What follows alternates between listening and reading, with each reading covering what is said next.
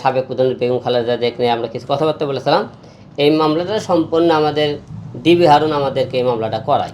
তাদের বিরুদ্ধে মামলা দিয়ে তার একটা দেশে অরাজকতা একটা সৃষ্টি করতে চাইছিল আমাদেরকে দিয়ে।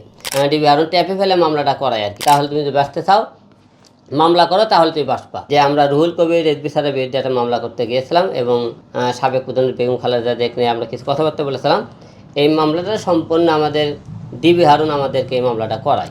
ঠিক আছে, রুহুল কবির রেজভির বিরুদ্ধে আর ইয়ের বিরুদ্ধে। কারণ তারা চাইছিল সেই টাইমে দেশের রুহুল কবির রেজভি এরকম যারা যারা বিএনপির বড় বড় নেতারা ছিল তাদের বিরুদ্ধে মামলা দিয়ে তার একটা দেশে অরাজকতা একটা সৃষ্টি করতে চাইছিল আমাদেরকে দিয়ে।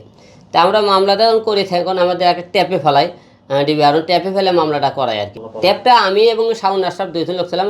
আমাদেরকে একটা ইনকাউন্টারে অর্ডার দেয় এবং যখন ইনকাউন্টার দেওয়ার অর্ডার দেয় তখন আমি শাওন ভাই এখানে অফিসে আমাদের লোক পাঠাই।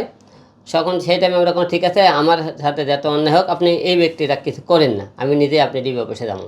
পরে ডিবি অফিসে আমি একাই যাই। ওখানে যাওয়ার পরে সেদিন সে বললো তুমি করো, তাহলে তুমি যদি বাঁচতে চাও মামলা করো, তাহলে তুমি বাঁচবা, নাহলে তোমার ফ্যামিলি কত এবং তুমি এমন মামলা তোমার ঢুকে দেবে, পরে আমি তোমাকে আর কিছু বলতে পারবো না।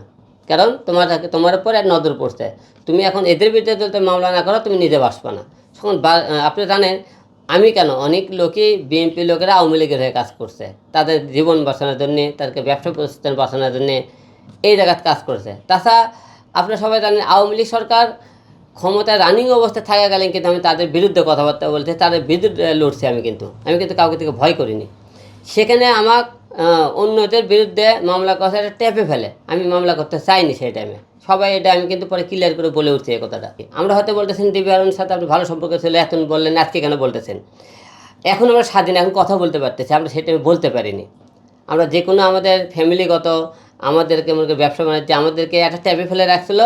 মামলা সে জোর করে ওখানে করায়, এই মামলার উকিল গাড়ি টাড়ি সম্পূর্ণ টাকা পয়সা সম্পূর্ণ ডিবি হারুনই দেয়।